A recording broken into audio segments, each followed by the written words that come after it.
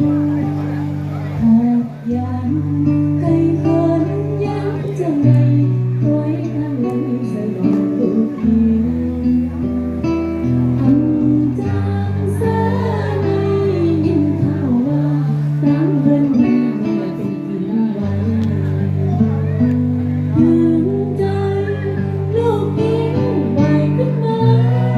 มาสู้แม่อยู่เหมือนยังเธอพอถึงหันตามแม่ลูกยิ้มโอ้แม่สิขันตา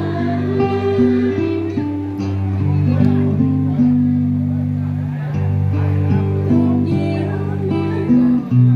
เลยทั้งใจพี่หมอไปใจสามีมาใจ